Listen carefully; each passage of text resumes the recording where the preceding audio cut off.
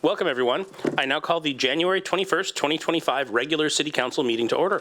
Please join me in the Pledge of Allegiance. To the flag of the United States of America, and to the republic for which it stands, one nation, under God, indivisible, with liberty and justice for all.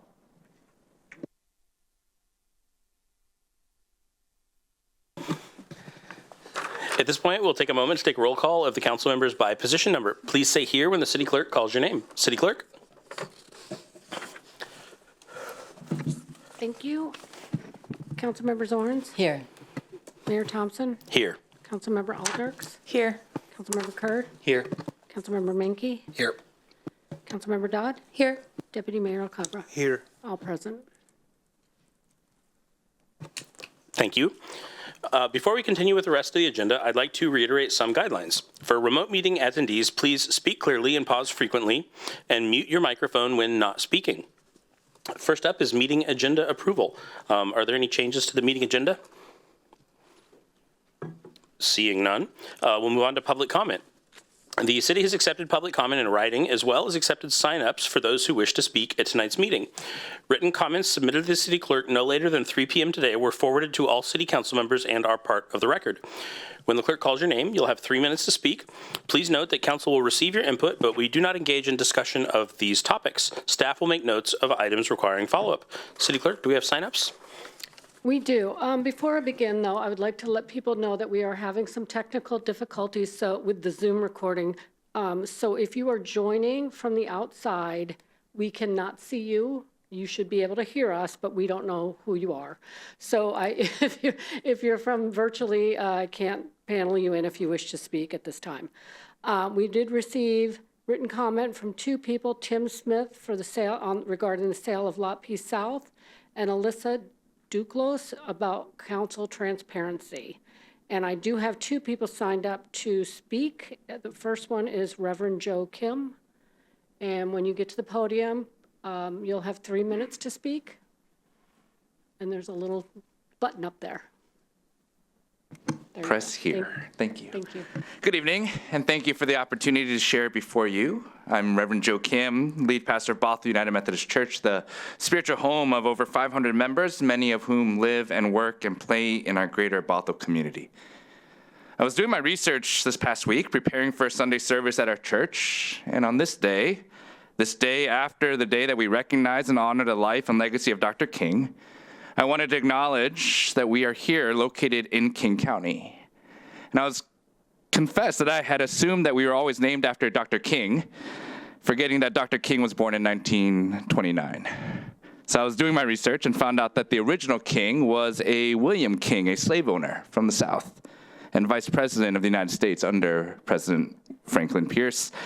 But we changed our name and logo in 1986, and I was challenged this week thinking about what it means for us to live in this region of the country named after Dr. King.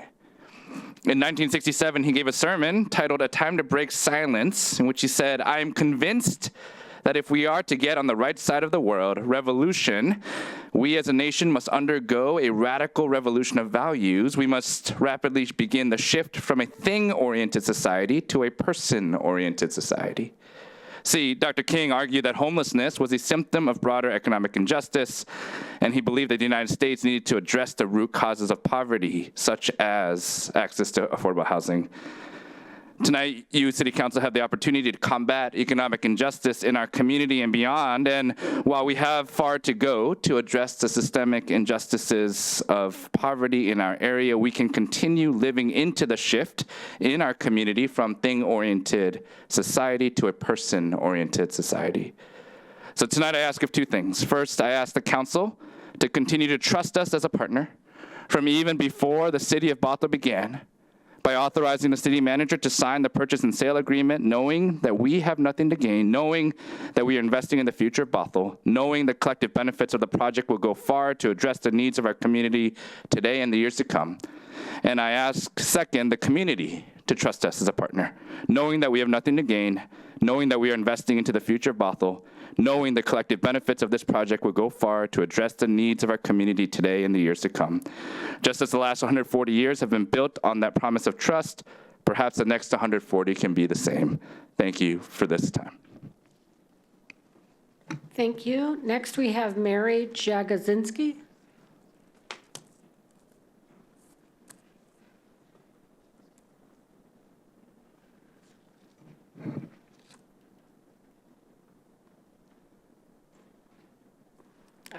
I don't see her. Is there anybody else in the audience who wishes to speak this evening? If so, please step to the podium. You'll have 3 minutes.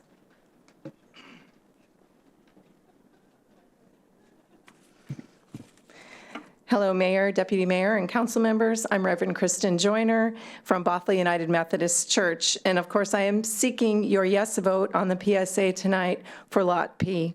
We've worked diligently with the city and with our selected partner, Bridge Housing, to bring forward this project in ways that will address what we've heard from you and the greater community. This will greatly benefit the whole community and be an integral part of the goals that create neighborhoods and housing that is affordable on the transit line and within walking distance of grocery stores, medical, dental, retail, employment opportunities, and services. We're very excited about the ground floor community gathering space that will be our own local third place with space for all who are in the community to work, have meetings, or gather with friends and family. In addition, there will be cafe space and offices for nonprofit human services organizations, all of which are needed and desired amenities for our city, and which was also talked about today at the Human Services Forum here in this room. As you know, Bothell United Methodist Church and me personally will not gain anything financially from this project. In fact, it's quite the opposite. So far, we've invested tens of thousands of dollars, and we'll be investing $1.4 million more towards this community-centered project. This is what we do. We invest in community because we're grateful for and very much a part of this community, as we have been for 140 years and will continue to do so. But we can't do it without you. It takes all of us. As you know, in the last few years, over 1,000 apartments have gone up in downtown, the Oaks, Boulevard Place, the Alexan, the Pop, and Junction, and none of them are considered affordable for people making below the area median income. This project can change that with your support. We've seen many cities around us, Bellevue, Redmond, Kirkland, Woodinville, and Kenmore, have all purchased or invested their land into projects that will help meet the goals of creating affordable housing and community spaces. Please vote yes tonight on AB 25-014. Thank you for your time. Thank you. That's all I have. Is there anybody else in the audience who wishes to speak? Sure, please step to the podium, state your name for the record. Hi. Do I have to push? Or? Okay. I'm Katie Houtenland. I had no intention of even being here tonight, but let alone speaking. But I don't understand the Methodist Lot P thing. And I don't think anyone who lives around me understands it either. So I don't understand why there can't be some more simple guidelines. Because to us, it seems like, okay, we have a lot that the taxpayers have paid for, and now it's just being given away. I mean, can I get it? What are the qualifications to just get free property? Also, I'm just also reminded, I came here just I applied for the volunteer position on one of the councils. I'm talking to a few council members. I'm a little,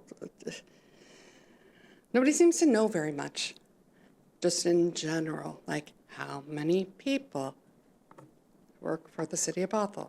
It seems very strange to me, but I guess that's the onus is on me to figure those kinds of seemingly easy things out. I will also mention that seeing that the police chief is here, I have been in contact since 2023 regarding police dash cams, police body cams. Always get a different answer, or no, well, rarely get an answer if it responds at all, but what's the deal? What do I have to do? What does anyone have to do to get some answers? I know that it's said that, well, we won't respond to you, but I've spoken here plenty enough times that I've never gotten responded to. So, thanks. Thank you.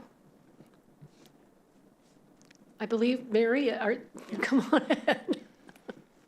I think she'll have 3 minutes. Thank you. Good evening, Mr. Mayor, council members, staff. I'm Mary Jane Jagodzinski. I'm Senior Vice President of Development with Bridge Housing. We're, as you know, a 41-year-old nonprofit, and what we do is we build homes for families, seniors, essential workers throughout the entire Pacific Coast. I apologize, my Uber driver took a couple of wrong turns, so I'm here today, obviously in support of 6A. I really appreciate your thoughtful review of this potential opportunity and this project. I think you are a very far-sighted city to be thinking about making room for those who work and have family members in Bothell to be able to afford to live here. It's a beautiful community. And I'm here for any questions later. So thank you again. Thank you. Is there anyone else who wishes to speak? Please state your name when you get to the podium. Sure. Thank you. Hi, my name is Tammy McIntyre, and I live in downtown Bothell, and I have done so for over 30 years. I didn't plan on speaking tonight, but I guess I didn't realize there was so much opposition to Lot P and the purchase and sale agreement, because it seems like a no-brainer to those in this community that we would want to provide affordable housing. I have 4 kids who I raised here in the last 30 years who all graduated from Bothell High School and are now facing the difficult decision to move out of Bothell because they can't afford to live here. I couldn't afford to live here if I hadn't owned a home that I bought 30 years ago. And it's a very real problem. It's a beloved city to the people that were raised here, and they just can't afford to live here. So, thank you. Thank you. That looks like all we have. Thank you, City Clerk. Next up is reports. And first up is City Manager report. So, City Manager. Thank you, Mayor. And we do have 2 brief items to cover tonight under the City Manager report. First of all is a letter of support being presented to the City Council for consideration tonight related to property acquisition costs in Woodinville for a regional community center. By way of background, the City Council's 3-year priorities, as you know, includes a priority of joint existing efforts to build a pool and youth's community center, including identification of needs and required commitments, which is in support of the vision topic area, a joyful and healthy way of life. At the time of your priorities being established, there was 2 efforts taking place in our region, but as we stand here today, there is 1 effort remaining, and that is related to the topic that's at hand. And it's something that's being funded and studied by the North Shore Parks and Recreation Services Area, or NPRSA. Might be a little easier. On October 16th, 2024, the NPRSA board voted to move forward with a site to be selected within Woodinville, and for further study in a second phase of evaluation. That was after a number of sites were put forward from each of the jurisdictions within the NPRSA boundaries. For that site, the City of Woodinville's City Council has authorized efforts for property acquisition to obtain the site and dedicated around $6 million to support that acquisition. As this moves forward, it's also anticipated that more funding may be needed. And so as what you're being asked to consider tonight is a letter of support sent by the City of Bothell to the City of Woodinville for them to include in federal funding seeking.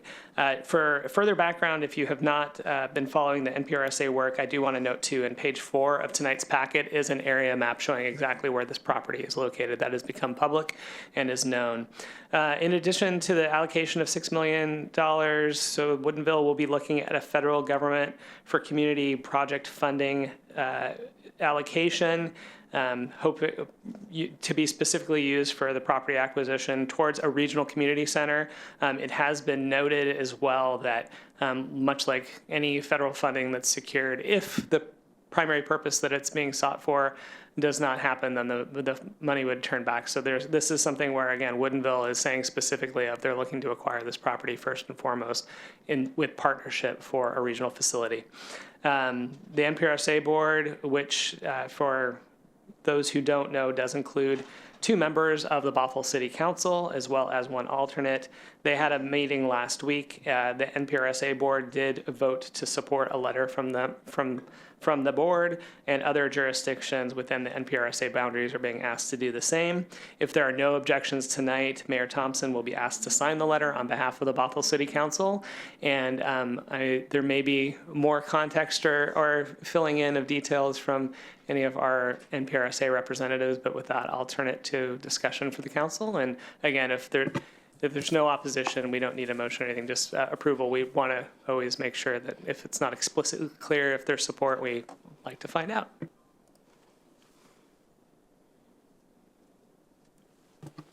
Councilmember Mankey. Thank you, Mayor. As one of the members on the NPRSA board, I just wanted to provide a little more context as well. Our council members, Councilmember Dodd, Councilmember Zorns, and I have been pretty active and involved in these discussions. The North Shore Parks and Recreation Service area, a lot of people don't know exactly what it does. It's a separate entity. It exists.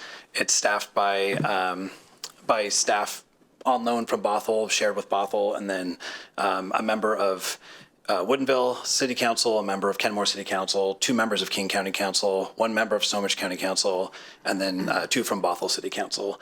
And although it says Parks and Recreation Service Area, currently the only thing that we provide is building facilities to the senior center, which is a very important thing, but Parks and Rec, we would like to do more of the Parks and Rec in the title. So one of the things that's been in discussion for a couple of years now is a facility that could be a community center. We did a study that included a lot of feedback around a pool, and we had 3 different options. We chose the middle option in terms of the pool versus other opportunities. The other opportunities are community gathering spaces, places for sports and recreation, classroom space, meeting space, study space, engagement space. I think what we are looking at is a really good plan. It's a good balance. It's very responsive to community feedback in the surveys that have been done. And this Woodinville site is situated right in the middle of the service area. It is very close to bus lines, rapid transit, right on the border of our city, and Woodinville is going and putting their own money towards this to bring it forward, which is very commendable, I think, as a city to be able to have funds to support that. So as a member of this body, the NPRSA body, I'm very much in support of this letter. I think us speaking towards it, Kenmore speaking towards it, Woodinville speaking towards it as a group really helps us with this funding opportunity. And I would love if council would be on board with signing this letter. Thank you.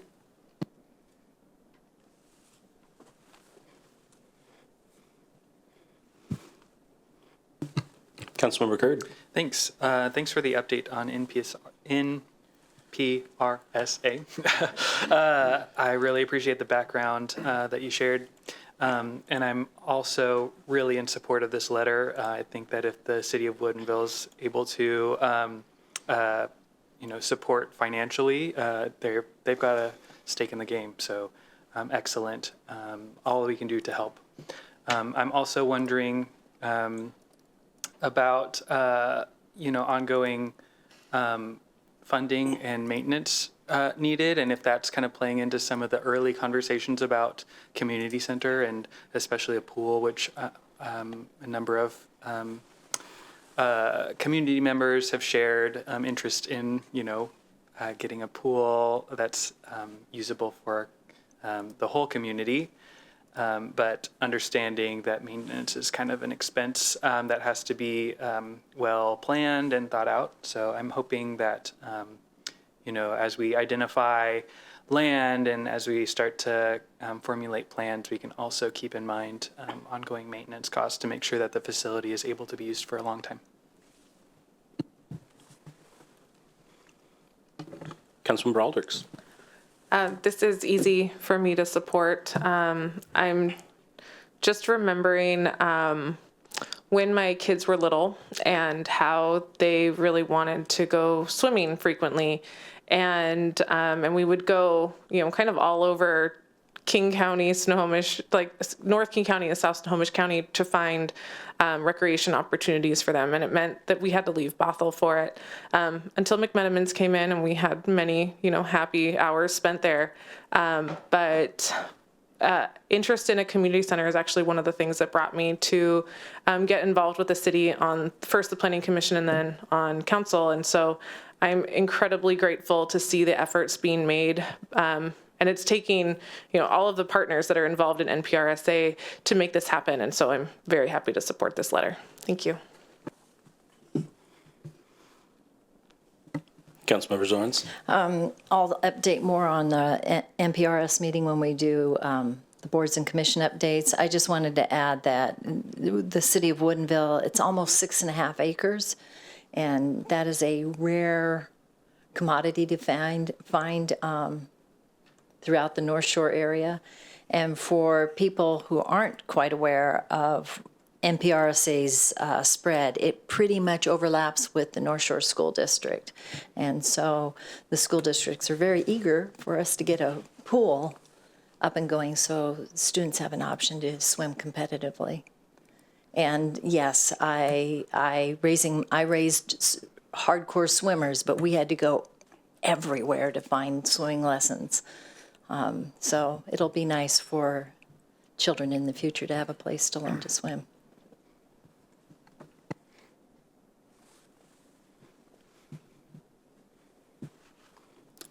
I mean, this is kind of the biggest no-brainer that we get. Like, do you want a community center? Yeah. Like, I want a community center. That'd be really cool.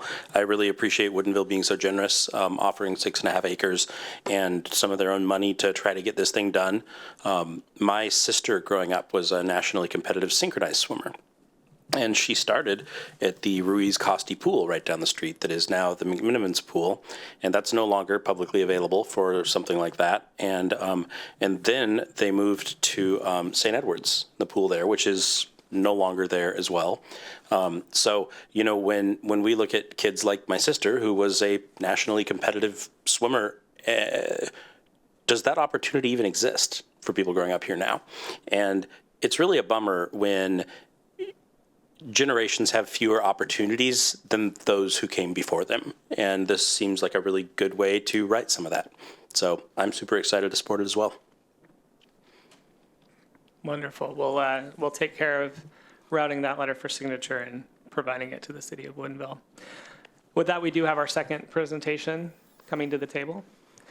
We are going to be joined by a team from community development tonight to get an update on the urban forest management plan and climate action plan. We know two planning efforts that are of peak concern for the city council. And again, we've been having quite a few priority updates. I was thinking about some of our recent conversations about how over the last year and a half, a lot of the priorities have been, the first step was complete the comprehensive plan. And I think hopefully you start seeing that step really does lead to other things. So tonight we are being joined by our Deputy Director of Community Development, Christian Getz, but also being joined by Cameron Colvin, who's a planner with Community Development, and Emily Nielsen, who is our Climate Action Civic Spark Fellow, to lead the council through an update on some upcoming steps.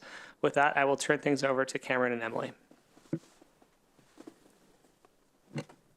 Before they get started, it's great to be here again tonight. It's a really exciting time within community development as we wrapped up the comp plan and we're stepping into these we got 4 major plan projects to bring to you in the next few months, and to start off with these 2, the Urban Forestry Management Plan and the Climate Action Plan.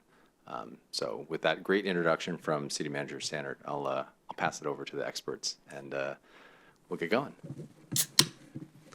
Thank you, Christian, and good evening. Thanks for having us. As Christian mentioned, no actions required tonight. This is just an opportunity for us to touch base with you all and provide a brief update, an overview of these 2 projects as we move forward. Both of these projects were identified as 3-year priorities within the 2040 Council Vision. And now that we recently wrapped up the comprehensive plan updates, these are also crucial next steps to help implement several of the new goals that came out of that plan update. So both of these projects are being supported by a grant from the Department of Commerce that we received last year, which is part of Washington's Climate Commitment Act funding. Both plans will follow similar timelines with anticipated completion by the end of this year, with some key deliverables due to the Department of Commerce before then in June. I'm going to talk a little bit about the scope of work for the Urban Forest Management Plan, and then I'll hand it over to Emily to talk more about the Climate Action Plan. So as you all saw in December, we are bringing on a consultant to help us lead the Urban Forest Management Plan. We selected Planet Geo. That's a consulting firm that specializes in urban forestry.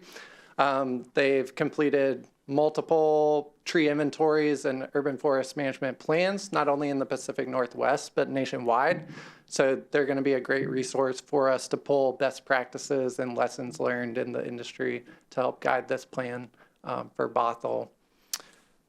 In terms of timeline for this project, we're planning on front-loading the first 2 quarters of the year to really focus on some of the background research and data collection to inform this plan, and then focusing the second half of the year on, feedback on the draft plan, making refinements, and fleshing out some of the associated deliverables with this project that I'll go through in a couple of slides. So one of the key tasks of this project will be conducting a street tree inventory. So that's mapping individual trees throughout the city of Bothell within public right-of-way. This is to support one of the things that you all highlighted in the city council vision of identifying areas of town where we do lack street trees. So they'll be mapping not only individual tree locations, but collecting important information about each tree, such as the size, species, type, and also noting where we have some conflicts with surrounding infrastructure like our sidewalks and roads.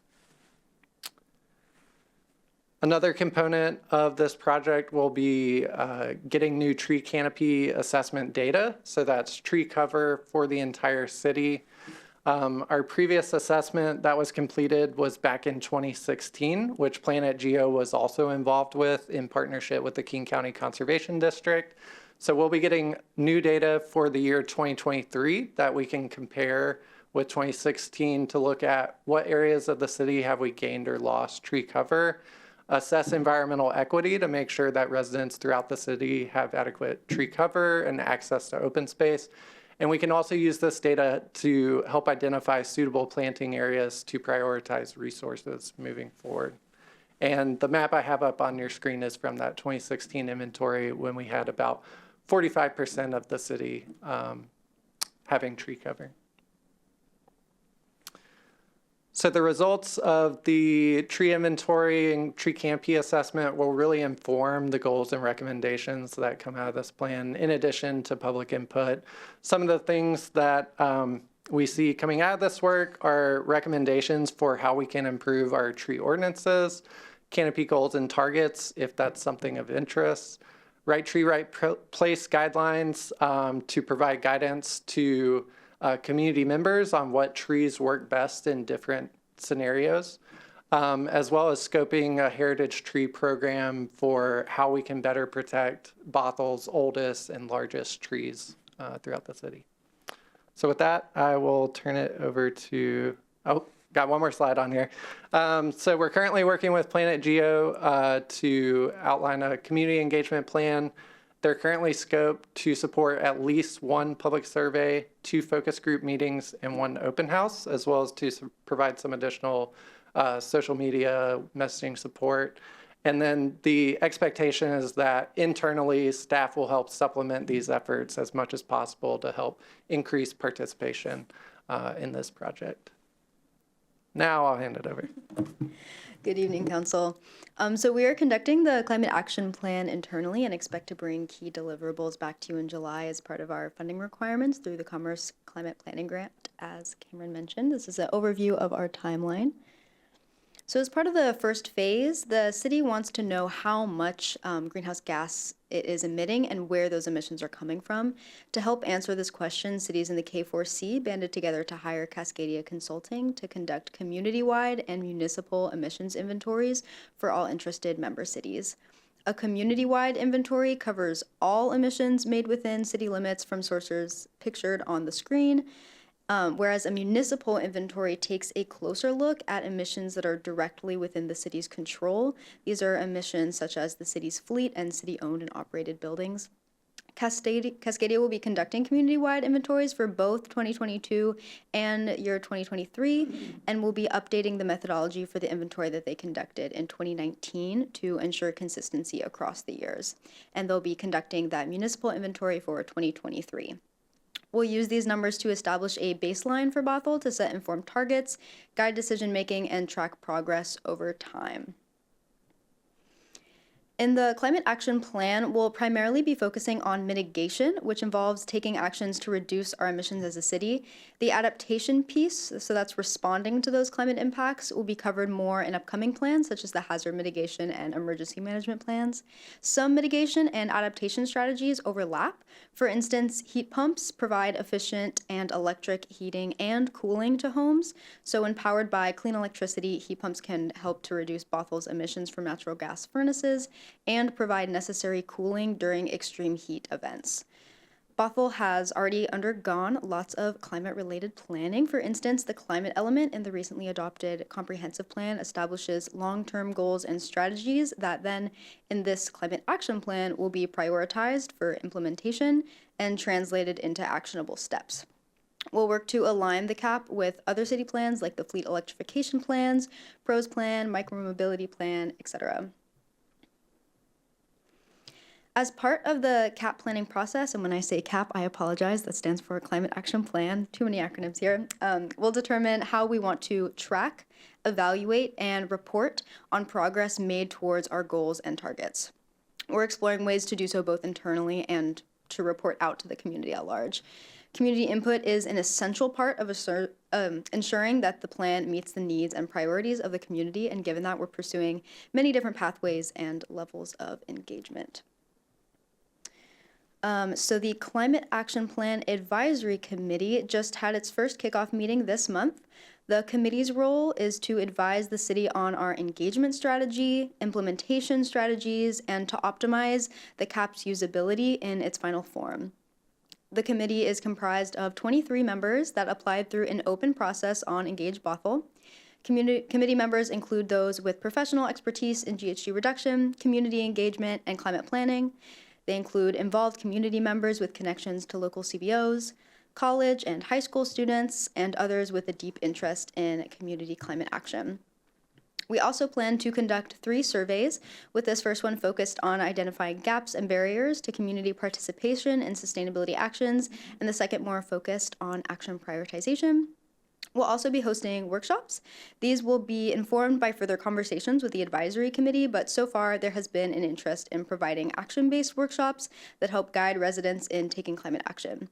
So this could look like a workshop partnering with local orgs and utilities on how to electrify your home, with an option to provide feedback on CAP climate measures related to home building emissions at the event.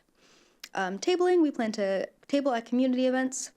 And EngageBothell.com, we're continuing to use Engage Bothell as an online hub for community engagement. And if folks are interested in getting updates on the plan, as well as some other community development plans, if they're interested in providing feedback on the CAP and upcoming engagement opportunities related to the plan, they can make an account on EngageBothell.com and follow the climate action page. Lastly, here is an overview of our engagement schedule. We plan to have the advisory committee meet monthly and the workshops clustered close to when we'll be having conversations about action prioritization. And I will note that survey number 1 about understanding community barriers to climate measures is currently posted on engagebothell.com, and we welcome community members to fill out that survey. That would be of great assistance to us to help make sure that the plan addresses community needs and priorities. So thank you. That's all from us.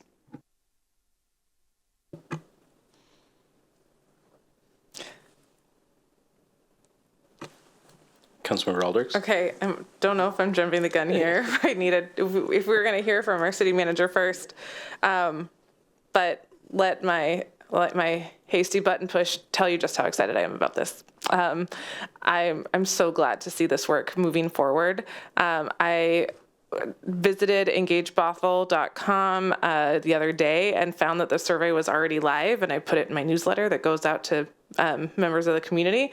And so there's a couple hundred people who already got some information about that, but I just enjoyed checking it on a regular basis to see what's there.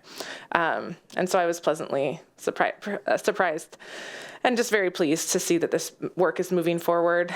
I'm really impressed at the size of the advisory committee. I guess I didn't realize that 23 people would be involved, but I love to see that. I hope at some point we can do we did an open house for all the boards and commissions at one point. And I'm just thinking that the next time we do that, it's going to be a larger group of people because there are more people serving on advisory boards like this Climate Action Plan advisory board. So just really excited to see this work go forward. Very interesting around the urban forest. I guess I wasn't aware before now that the tree inventory would only be trees on city-owned property and city right-of-ways. I'm really curious to hear what you find from that survey, and look forward to hearing, seeing the updates as this work moves along. So thank you very much.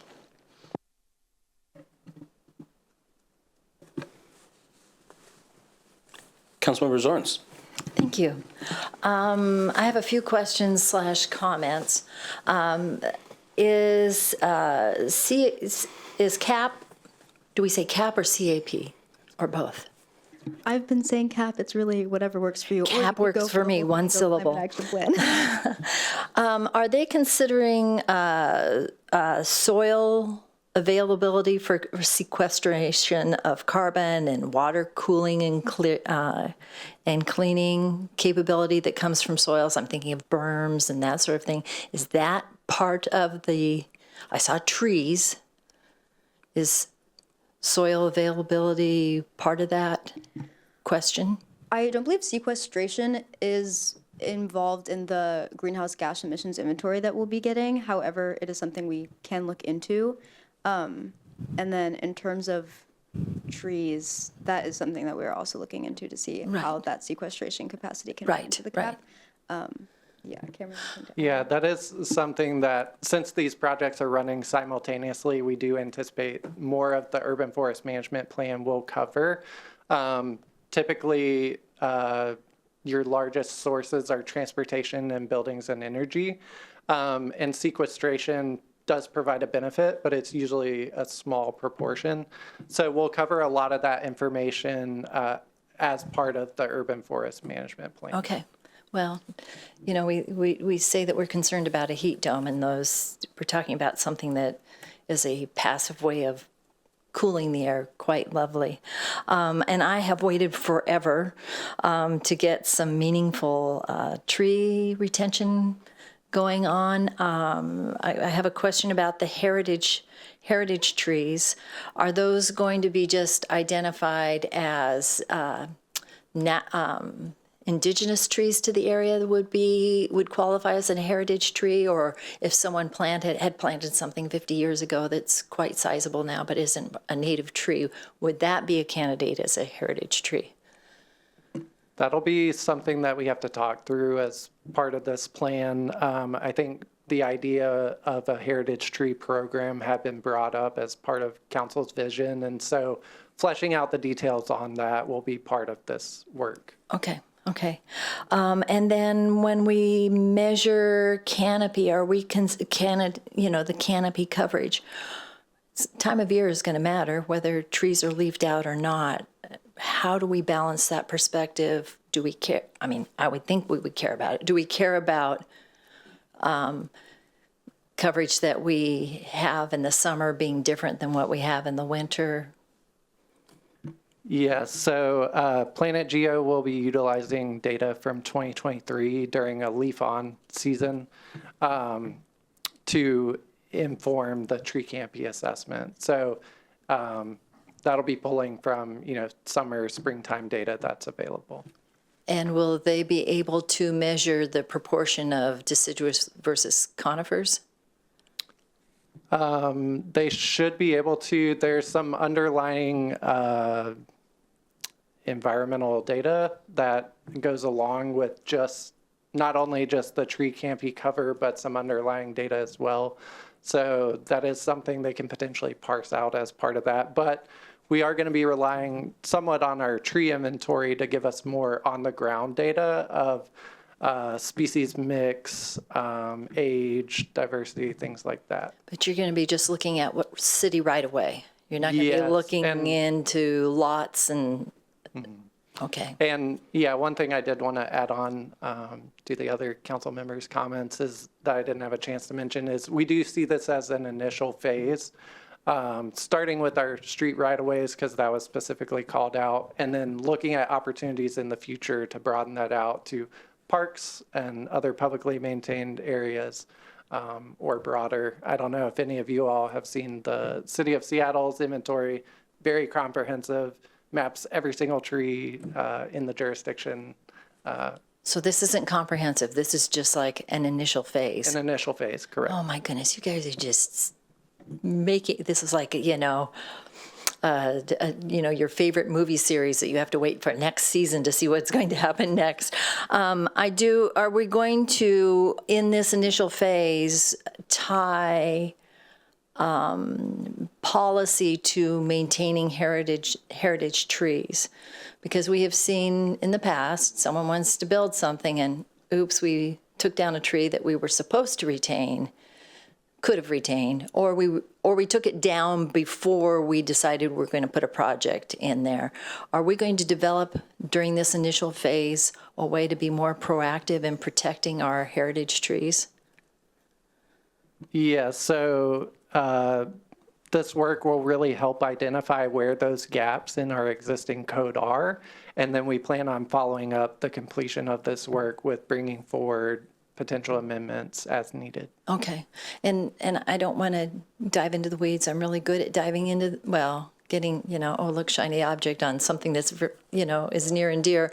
But I am aware Kenmore's got a great tree retention policy. However, it has some, it's not perfect in that if someone has a dead or dying tree that would be classified as a heritage tree during its prime, those folks are faced with a huge amount of dollars in order just to get permission to take the trees down. And I hope that there is something within our code that we protect somebody who has a dead or dying heritage tree is not penalized for having to take care of that and remove a tree that's now a hazard. So that's just an aside. Thank you very much, and this is going to be a fun year. Councilmember Curd. Thanks. Thank you for the presentation. I really like both of these topics because they go very well hand in hand, and they both satisfy some of our strategic priorities too. So great job on implementing our vision. Wanted to thank you for all the preliminary work that you've put in, identifying members of the community who are interested. 23 people is a big advisory table, but I just love that the table can't be big enough here in Bothell. That really encourages me that we're including our youth and that the engagement that we're doing in high schools and colleges in our community is producing results in terms of interest. One item of feedback for the identification of our consultants. Great job. I am so happy that we are going with consultants that we've either used in the past because there's going to be kind of an economy of scale. They know how to work with our information, they know the data sets, and they also can compare like with like. I think it's really important to go with consultants that we've used before in some cases like this because we're able to compare things across the same parameters instead of getting a whole new plan that we have to evaluate on different metrics. So great job. Sitting in K4C, the King County Cities Climate Coalition, I have heard a lot of feedback from other cities that have gone through the process, especially using Cascadia's information for their climate action plans. And there's interest in maybe advocating at the state level to consolidate some of the climate action planning processes in the future, because when every single city has to engage in their own, we share a lot of the similar climate vulnerabilities with our neighbors, as we also share some of the solutions with our neighbors as well. So if there are things that come up during this sort of conversations that you're thinking might need to be elevated, please bring it forward to us, because we'd like to advocate for our community at a broader level too. And then the final piece of information that I'm curious about and don't need an answer about it today, but when we identify our urban canopy characteristics, it's not only about the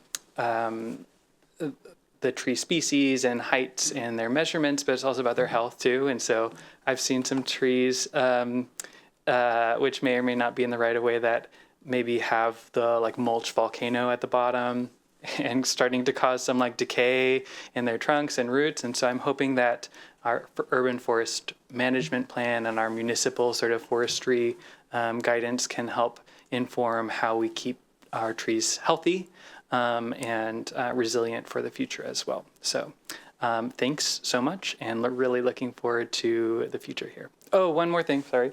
This is pretty important, is that thank you for forwarding along the members of the committees. I'm also really hoping that we can use this as an opportunity to extend government-to-government relations with tribal partners in our area. And so it's really critical that we include members of federally recognized tribes in these decisions, especially about tree retention and culturally modified trees and tree species that are of critical cultural importance. And so in both the climate action plan, but really strongly in my heart, I believe that the forest management plan should deeply involve our tribal partners. So I'm really looking forward to some of the conversation and dialogue that comes out of it. Thank you.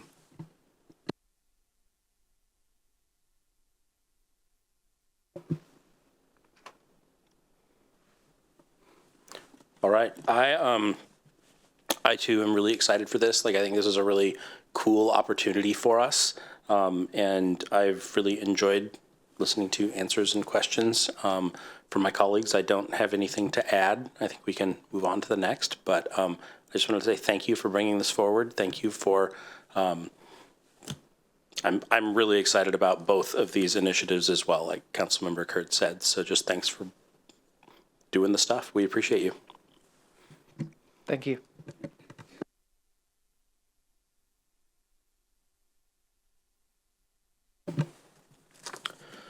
City Manager, is that the end of the City Manager report? That's correct, Mayor. Those were our 2 items for tonight. Fantastic. Next up is Council Committee reports, community reports, and conversations. Councilmember Aldrichs. Thank you, Mayor. I have an update from the North King County Coalition on Homelessness. We met last Thursday and heard updates from each of the 5 cities in North King County. Our Human Services Coordinator shared about the work that is ongoing here in Bothell for the Tenant Protections Focus Group, and also mentioned that the city is following the Rent Stabilization Bill, HB 1217, in the legislature during this session. Kenmore had the good news to share that the women's shelter is open and has a lot of community support. And that community support doesn't just come from Kenmore, it's also coming from members of our community here in Bothell too. And in Shoreline, they recently hosted a learning session on homelessness for the community. It featured Lake City partner staff, people with lived experience, and that video will be available on the City of Shoreline's YouTube channel. So all member cities of the coalition can benefit from that learning. KCRHA is getting ready to conduct the 2025 point in time count to understand just what the scope of homelessness is in our area, how many people are currently unhoused.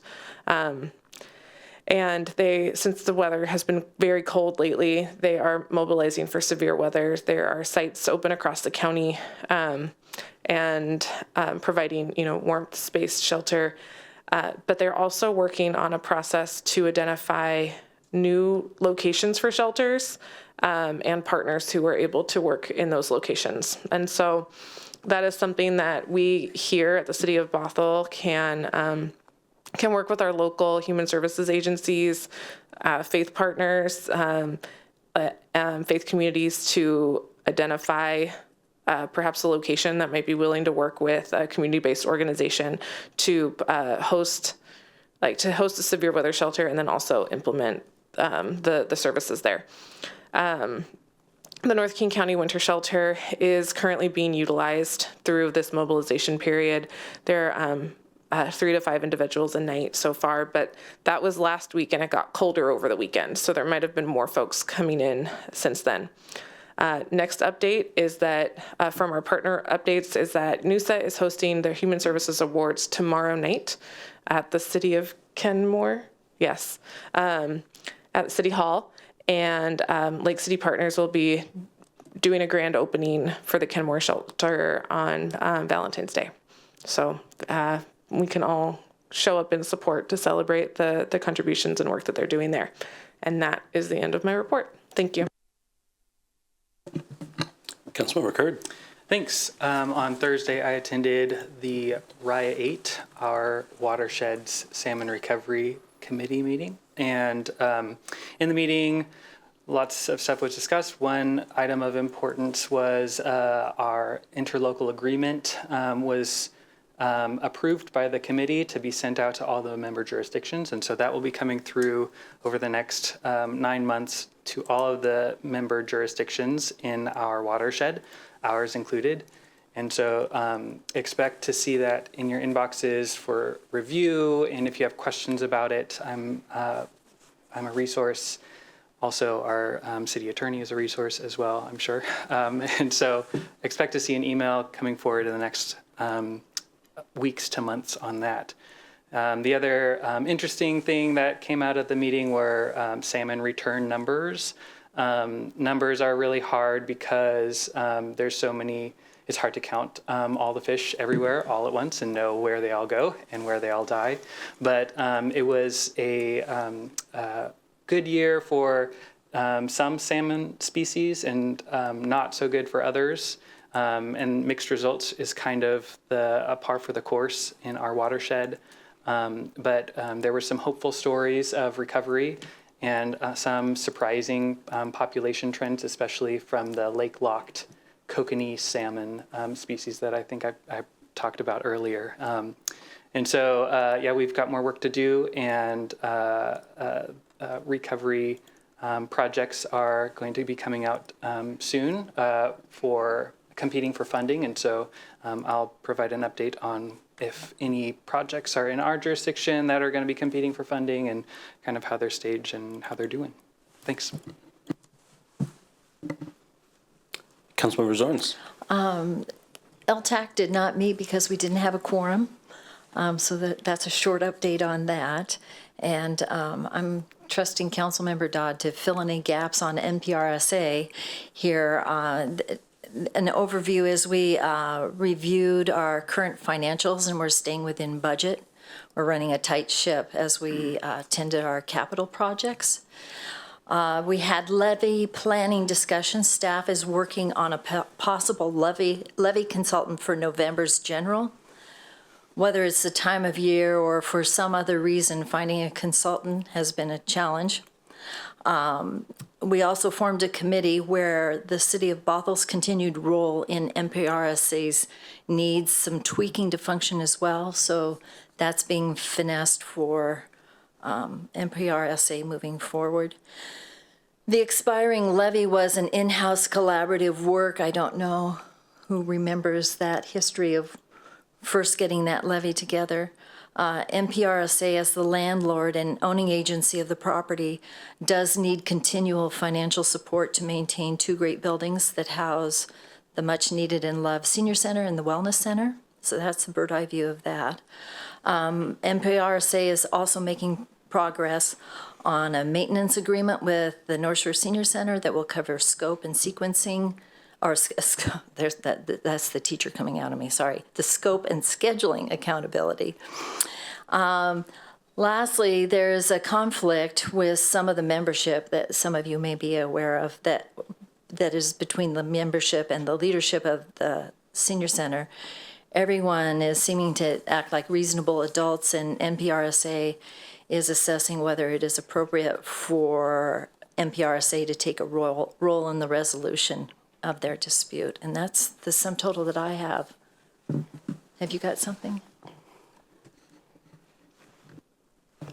Councilmember Dodd? Thank you, Councilmember Mankey, and I had to play Spider-Man really quick to see who's going to go next. I was able to attend the last NPRSA meeting, and I volunteered, as in typical me fashion, to be on the interlocal agreement subcommittee. So Councilmember Arndt from Woodinville and Councilmember Shrebnick from Kenmore and I will meet with Becky Range with her NPRSA hat on to talk through the ILA and just make sure that we have a good agreement going. And then, yeah, we expect to hear more back in the next NPRSA meeting about whether a levy consultant has been found. And that will kind of help us figure out the path forward there, because it's either going to be with professional help or without. So I know what I'm hoping for. Councilmember Mankey. Thank you, Mayor. I don't have any updates tonight. I just wanted to have two expressions of gratitude. One, to Councilmember Dodd for filling in for me last minute at NPRSA last week. Appreciate you. Thank you so much. I really appreciate your involvement there and the voice that you bring to the table, so thank you. Also, a big thank you to staff for spending the weekend with us at the council retreat. I know you're here, you work hard 5 days a week, and just wanted to say thank you for taking the time Friday night, Saturday, for most of the day, spending time with us. Appreciate it.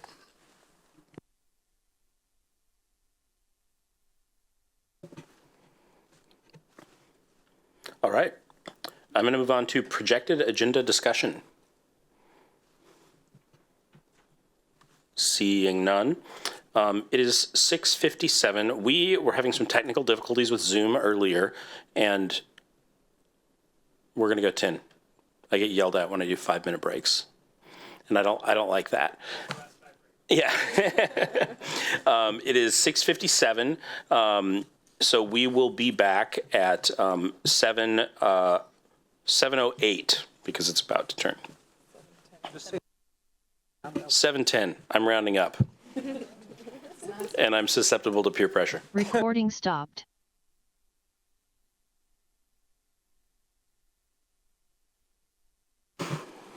Welcome back. Next up is ordinances and resolutions. And the first up is the resolution authorizing the city manager to execute a purchase and sale agreement with Bothell United Methodist Church and Bridge Housing, for the sale of Lot P South. City manager. Thank you, Mayor, Deputy Mayor, and members of the City Council. Tonight, the City Council is being asked to consider a resolution, as the Mayor noted, which would authorize signature of a purchase and sale agreement with Bothell United Methodist Church and Bridge Housing.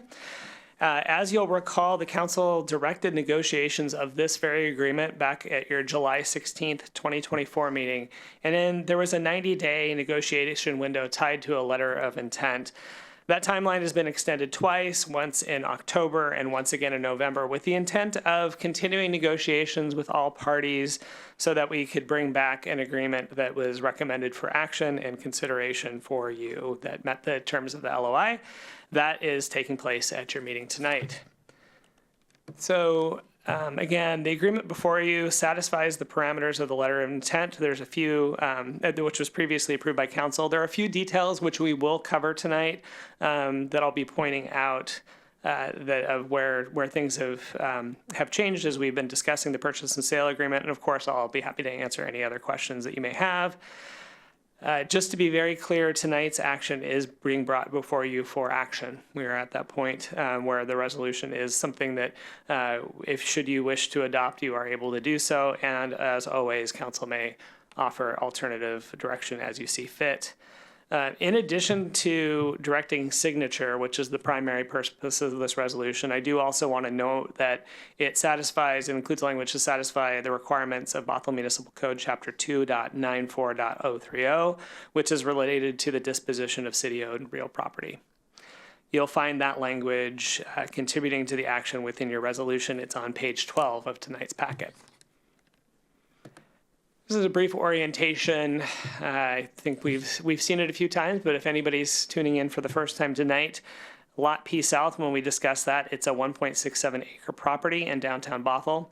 It is located on the southwest corner of Thorsk Street and Popkini Way. It's marked on the screen by a star in the upper corner. For those who may want more information or history, there is considerable background and detail from the time of acquisition of this property on the city's website. The easiest way to find it would be to navigate to the city's website at bothellwa.gov and then enter in P South into the search bar for more information. So the purchase and sale agreement that is in your packet, again, if anybody's reading online, it's on page 16. Some of the highlights that I wanted to cover that we've discussed before, but just to really help track of how we've come from that May 2022 direction from council to today. As we've discussed, the buyer in this agreement would be Bothell United Methodist Church. The church, as you know, has been seeking a downtown location for an affordable housing project for several years. With the first real formal direction from the Bothell City Council to exclusively negotiate with Bothell United Methodist Church, as I mentioned, taking place in May of 2022. In this version of the agreement that's before you tonight, the church's development partner, Bridge Housing, is also a named party. While previously the focus of our negotiations and conversation with the city has been solely with the Bothell United Methodist Church, it's acknowledged that the developer will be doing a considerable amount of the work related to both fundraising as well as development of the property. So with that involvement, they were seeking to be included in the agreement. And throughout the agreement, when you see a reference to developer, that has been specifically work and responsibilities that Bridge is taking on in their partnership with the church. The involvement then is, again, part of the recitals. You'll see that in the first page of the purchase and sale agreement itself. Another note that I'll call out that, again, has been discussed through the negotiations of the letter of intent as well is the purchase price is agreed to be $0, which serves as the city's financial contribution to this project. More specifically, the purchase price is set as a reflection of the benefit of providing public benefits to the seller in accordance with the agreement and affordable housing covenant. This will, from the city's perspective, it requires the property to be offered for 99 years for affordable housing at an affordability level of at least 80% of the area median income, or AMI, or less. For clarification and clarity, it is highly anticipated that that requirement will be lower based on funding agreements and different financial terms that the buyer and developer will be entering into. But this keeps then the city, we know it will at least be 80% affordable, and also means that there will probably be other financiers in this agreement who are monitoring that compliance.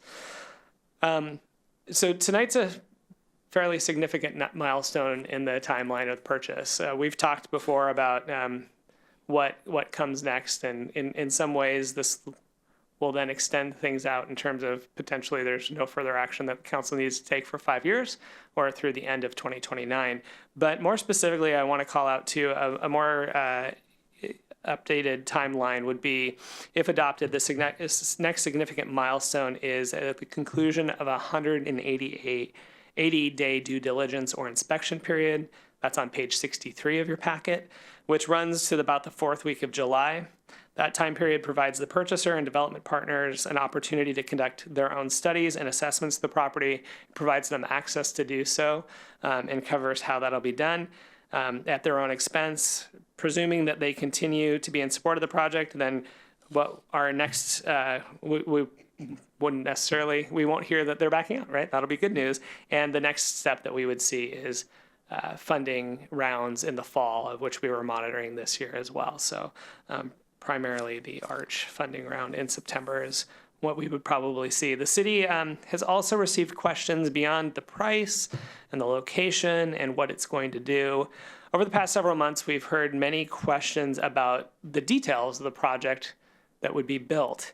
So as noted in section 4A or page 20 of your packet, it remains the responsibility of the developer then to, if this moves forward, seek all permits, approvals, and other steps at their own expense.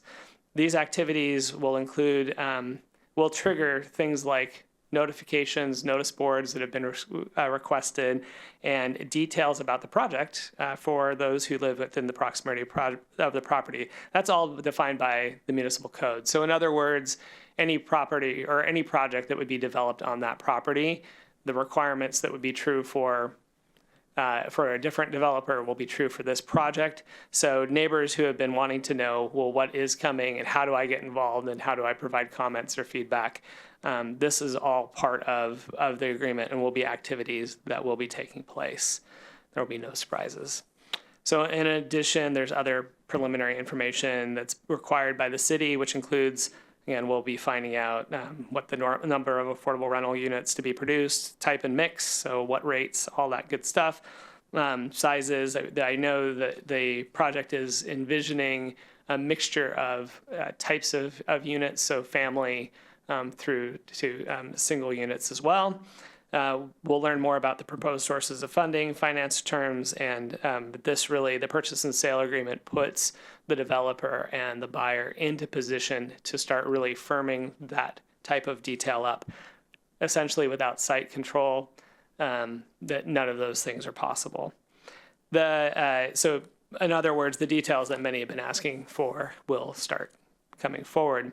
One final point of clarification that I want to make too is that this has been true from the beginning and remains true now, that the city will be retaining ownership of the land until all specified requirements have been met. So until this project is ready to actually develop and start rising out of the ground, the city will retain property. So if there is something that happens where unfortunately there is a need to start over, the city has retained ownership of Lot P throughout the duration. So once again, council is being asked to consider adoption of a resolution authorizing the purchase and sale agreement to be signed. Before we reach that, I'm happy to answer any questions. Otherwise, council, you may, or the mayor may entertain a motion, and then discussion will ensue. But until then, I'm happy to answer any questions you may have. Councilmember Alders. Thank you, Mayor. I just want to acknowledge just how thorough this process has been in developing this agreement and making sure that ethics are being followed and legalities are. I thought of Eileen during this and wondered how much fun did you have with the contract, but then I was told it was the consulting attorney. Who I see is in the meeting. So thank you, John, for all your work in getting this together. And that's really like, yes, I want to see affordable housing get built in Bothell, but I also want to see it being done well. I want to see it being done thoroughly, and making sure that all of the details are being worked out to be fair for all people involved. And I just really appreciate our city manager hearing the guidance that we've offered and the direction and just putting this together in such a thorough way. So thank you, City Manager Stannard, for the effort, for your team's effort. And glad to see that this is being brought forward.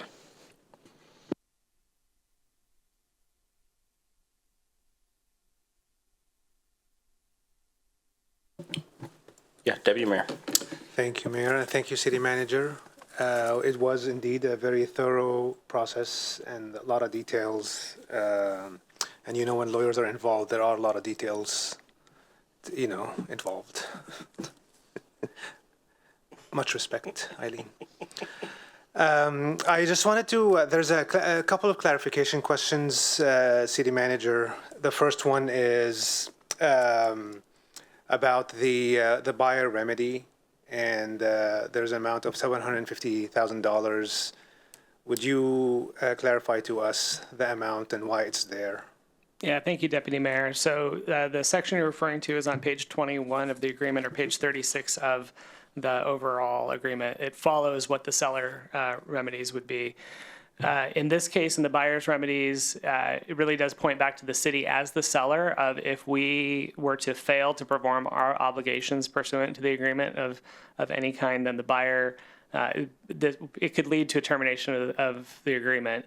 One course of action that can be then taken is that an agreement reached of recover for the developer to recover out-of-pocket expenses. Think of it this way: this is sort of like an insurance premium in a development agreement, where nobody hopes that this is used, but the developer is likely to expend hundreds of thousands, if not millions of dollars in developing this project. And so there's some amount of risk if the city were to fail to comply with the things that we are going to say in this pretty long timeline, right? If we were conveying the property up front, wouldn't need something like this, but because there are a number of checkpoints along the way, the $750,000 would be the cap of which the city would be agreeing to reimburse for actual expenses to the developer. And this is something that's in real estate transactions such as this. This is something that's customary. Yeah, it is common, and again, the goal would be to never see it happen, and it does at least add then clarity of what would happen. Thank you. The other question to clarify is there's the difference between you mentioned that the process cannot kick off, the buyer and the developer cannot do the work until there is control of the land, which is this PSA. Once it's executed, then that's a go, and then a lot of the work can happen, and notice boards and permits and all that stuff. There's that piece, and then there's the other piece where we retain ownership as a city.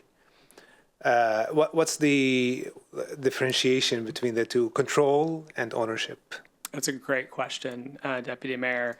I think the way to think about it then is this agreement itself is binding, and so it does say here's what we all intend to do. And so again, like even with the buyer's remedies or the seller's remedies in the inverse case, we're committing to each other of saying this is the path now that we are on. And again, this agreement runs through December 31st of 2029. So if all these things happen before that date, then we should walk away with a permitted project that's ready to go.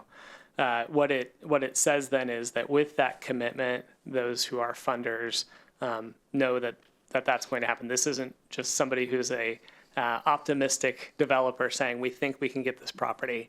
It actually, there's an agreement saying, yes, if you do these things, it will be yours.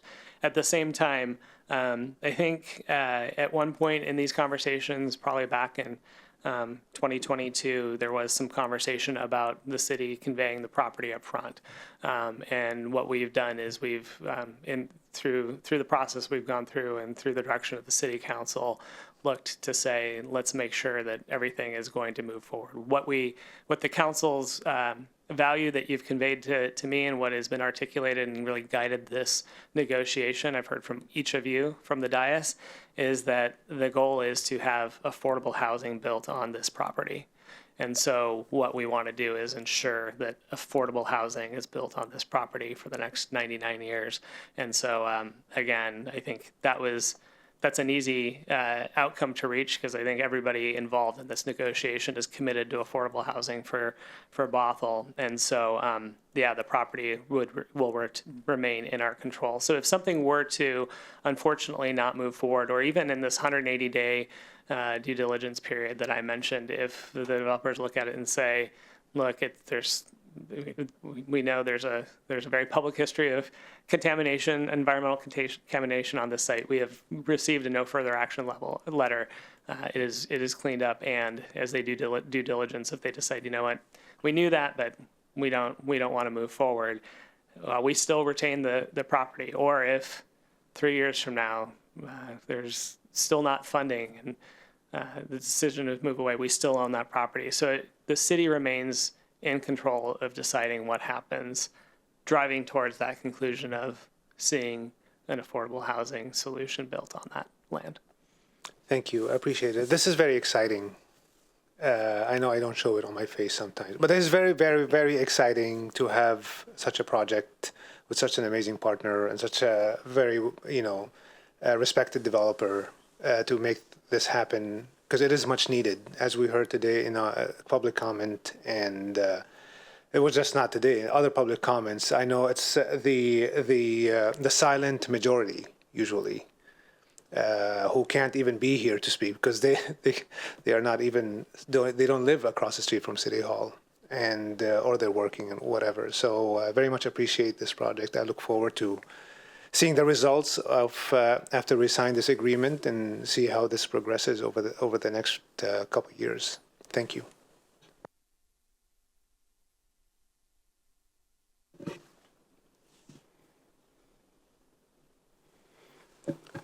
With that, I move. Oh man! What? Can you put it up again? You can't just say the recommended action on this one, right?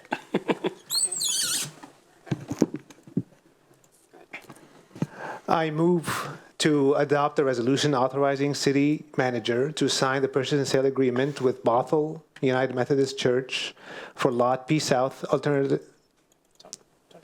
No alternative. Second. I have a motion from Deputy Mayor Alcabra and a second from Councilmember Dodd. Would anybody like to speak to the motion? Councilmember Zorns? Yes. I'd like to speak to my motion or my vote. I can do that, can't I? Yeah. Yeah, okay, thank you. There's no place for shaming or lecturing on the dais here, and so that's not my intention, but to give a recap of a differing opinion, which I've always taken at face value is welcomed in this city. My recap is this. With hope, I wanted to hear what Bothell United Methodist would bring to the table and offer the city some financial compensation for a prime piece of real estate that has required more taxpayer dollars than it ought to have.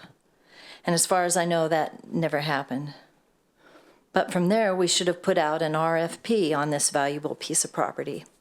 Now, any proposals would have had to work to offer a comparable that matched this desire for affordable housing, the kind of community center, some job training, and human services, all of which make their vision both admirable and competitive. But for now, we will never know. For affordable housing to be a reality, it has to be subsidized. We have another project here in Bothell in which a family bought property and is now pursuing the necessary grants. Another objection and hurdle that I have had is that a ground lease should have been held by the city. Other cities do it, and Hawaii does it. And if we believe in the power of prayer and fairness to the taxpayer who continually invests in this city, this should have been done. Even if Bothell United Methodist had zero purchase dollars, we should have at least insisted on this. Now, this is a group effort, and my blame falls on no one particular person or entity. I'm just sorry that some voices were silenced. But I'm so very grateful that we have a staff whose integrity for doing a job well took the mandate by the majority of the council and came forward with this attention to details. And since this property will cease to lose its capacity to financially contribute, the taxpayer and community will continue to offset emergency and education services. However, taking some personal privilege here to assume, I would assume that the people of Bothell would not begrudge helping out some residents as they're putting their lives together for their next steps. This does not have my vote because of the process, but I do wish the aspirations well and much success.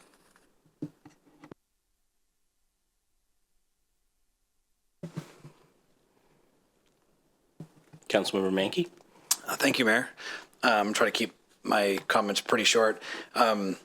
So I will be a no on the vote tonight, but I'm going to say a lot more positive things after I get through the reasons why, the two things kind of still sticking with me for my no vote tonight.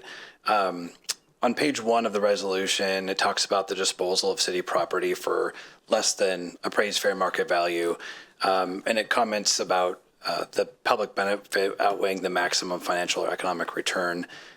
This one was hard for me. I really thought about it, and I thought about multiple scenarios of what we could do as a council if we were to sell it for fair market value. And one of the things that was an opportunity that we didn't explore was spreading out affordable housing throughout the city. And if we were to sell at fair market value, that could be an opportunity. And I don't know, that can honestly say that donating it at this price for this location is a better deal or better opportunity than spreading affordable housing around the city. So I couldn't 100% fully commit to that clause of the resolution. The only other thing, Councilmember Alcabra brought it up, was the $750,000 buyer remedy within the contract. It's a standard legal agreement in a purchase and sale agreement. The number just was a lot higher than I would prefer, and I feel like it puts a lot of risk on the city should we, for some reason, not follow through at a later time, and it's outside the terms of the agreement. So those are really the two things that are open and outstanding for me. However, that being said, I would like to acknowledge that building affordable housing that will endure for multiple generations is a noble pursuit. It really is. And having a faith partner in the community that is willing to take that on is special. And having an experienced builder as well that's willing to partner to get it done is also very special. So I wanted to tell the church and Bridge, thank you. I see you, I see the work that you're doing, and I very much appreciate that. I also said at the outset of this discussion last year when we were first starting to talk about it that if I were to disagree in the end, that I would commit to seeing the project through. I would become a pro person for this PSA. So if it does pass tonight, I will commit to that. I will stick by what I said. You will not see me change. I do not want the city to sit on this property for 5 years and not have a structure go up to house our community. That's not something that I don't think anybody wants to see. And I want Bridge to know that tonight, that going forward, if this passes, I will work for the furtherance of this council direction. So one last thing I just wanted to say is there was a lot of discussion around this throughout multiple council meetings, and there were comments made about pretty much every member of council questioning motive, questioning why someone might vote the way that they will. And I just want to say, as a council member who works professionally with the entire dais here, I can honestly say that I believe that every council member here is making the best decision that they believe for the community, and no one is doing anything for any reason other than that. Everybody here is here because they really care about this community, and there's nothing that I don't think that would make them change that. So I just want to put it out there to everybody who's watching to know that this council is voting in the way that they feel is best for the community. Even though we may disagree up here tonight, everybody's taking their independent vote and everybody's doing what they think is best. And I think we can be very proud of that. Thanks for all that, Councilmember Mankey. I appreciate that. I also appreciated the public comment we got from the downtown resident earlier who mentioned that they had 4 kids who were struggling to stay in Bothell. And this is something I hear all the time. I mean, we have a relatively young council. This has been we hear this, we've heard this from our friends. I continue to believe that if the character of our neighborhoods won't allow our children to live in them after they move out of their parents' home, that the character of our neighborhoods needs work.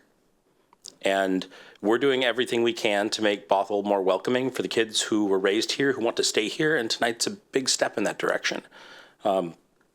This has been a long journey over, I believe, 3 iterations of city council, looking at multiple parcels with multiple different partners. And this project has taken a lot of different twists and turns, mostly at the behest of the city, with Bothell United Methodist being very responsive the entire time.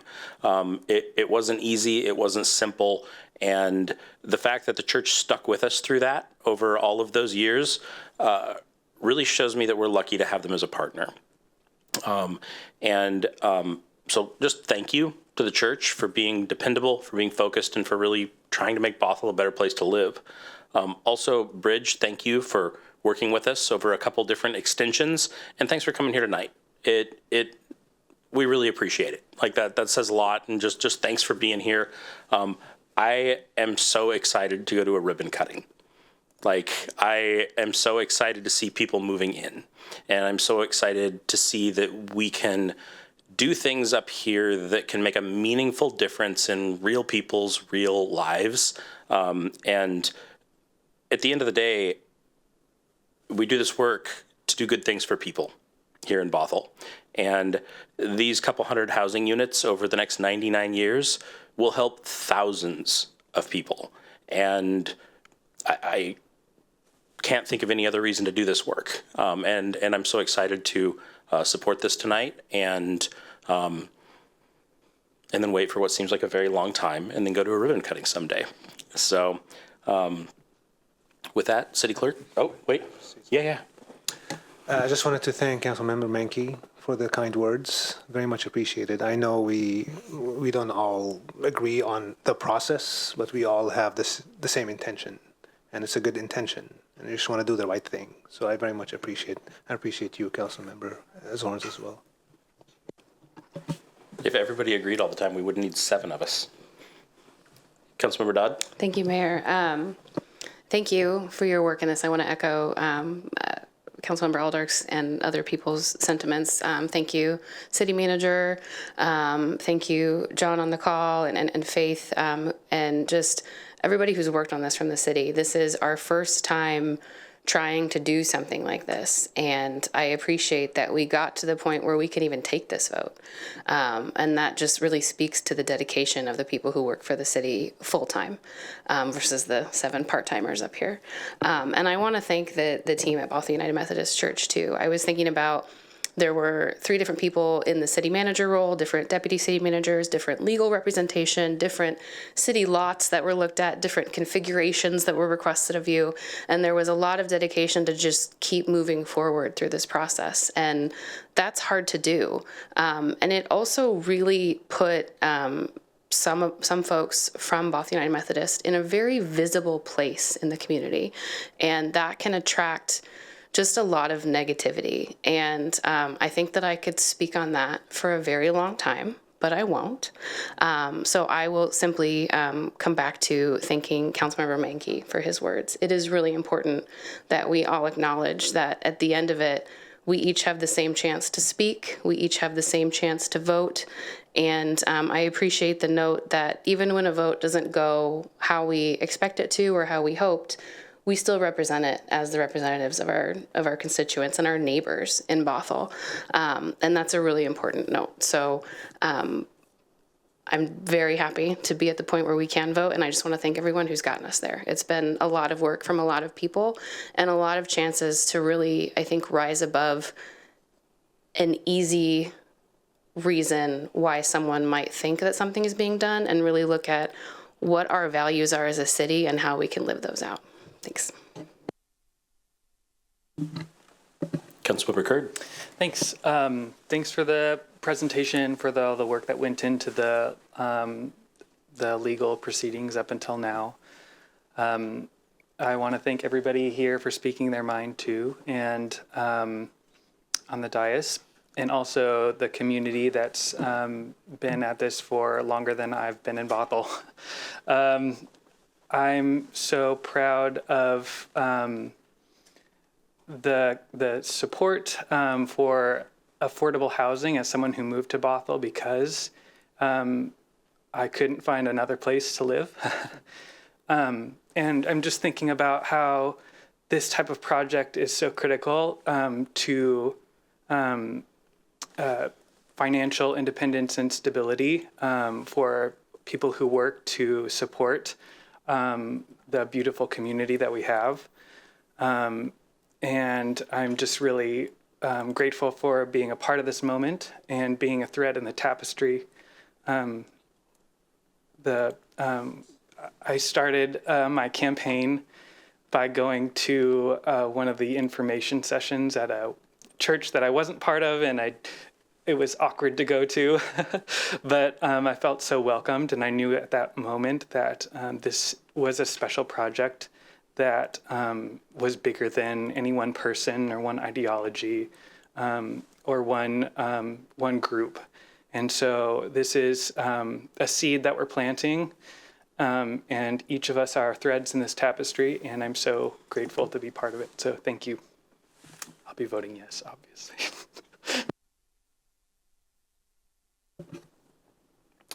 I also appreciated the person earlier that said I couldn't afford to buy my house now, because I couldn't. And I'm happy that there's not people criticizing this project tonight, but we've had them. And the way that they characterize people that need 80% AMI housing, like, I would qualify for this housing. Like, I mean, I think, you know, the area median income in Bothell is around $150,000. Like, it's not insignificant. So this is a cool moment, and I'm really excited to take a vote. City Clerk? Thank you. Please say yes or no when I call your name. Councilmember Zorns? No. Mayor Thompson? Yes. Councilmember Alders? Yes. Councilmember Kurd? Yes. Councilmember Mankey? No. Councilmember Dodd? Yes. Deputy Mayor Alcabra? Yes. Passes 5-2 with Councilmembers Zorns and Mankey dissenting.